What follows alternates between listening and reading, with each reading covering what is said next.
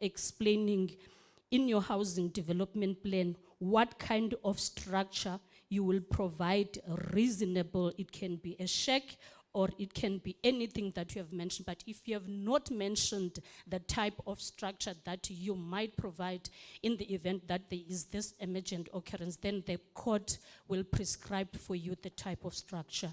It's just a food for thought. Thank you. Engos, ma'am, thank you very much. Some good inputs from our SALGA representative. I think there were 2 pointers here. I apologize. I did not state that. When you stand, please introduce yourself as you've done, man. Thank you. So when you do that, just introduce yourself so we know who's here. But thanks in advance already. 2 pointers, I think, for the commissions. The commissions already have resource people that are going to come from the various departments. They have scribes already. We have a very, very efficient administrative team on my left-hand side that's going to be supporting the commissions. So what I'm then doing is I'm already beginning to flag certain issues that are coming up. And I think it was also in the MM's presentation anyway, the issue around land invasion. And I can't emphasize your point any further. The challenge with it is that you end up chasing resources into those land invasions where you have to supply, or ESCOM leads you and puts electricity in place. The area is not demarcated for the right, in terms of the spatial planning for what it was intended to do in the first place. ESCOM moves ahead and puts in the electricity. The next thing is you have to put in bulk infrastructure that goes along with it.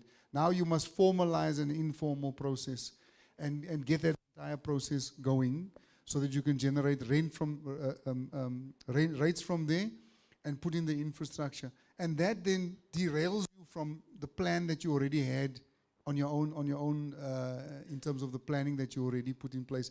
So I'm saying then that the issue around land invasion derails a structured plan, a structured spatial layout of a metro.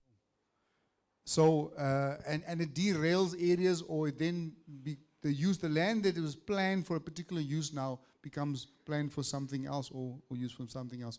So I want that particular commission to, that would probably be under, okay, we won't go into those names of those commissions for now. I'm not sure what was the outcome of that issue.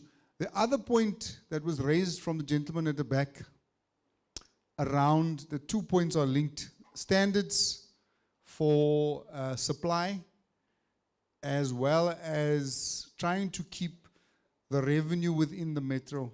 And I take it, we just make the assumption that people understand why we're doing it.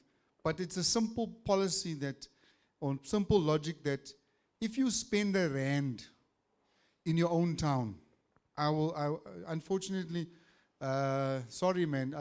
I used to be a teacher also. I used to teach economics many years ago. It was in the 90s. So I always tend to drift back there sometimes. But simple economics says that if you spend the R1 in your own town, right, and you buy a bread, but the bread was made by the miller. So a part of that R1 goes towards the miller. The flour was produced here by Nyandeni, or perhaps close by,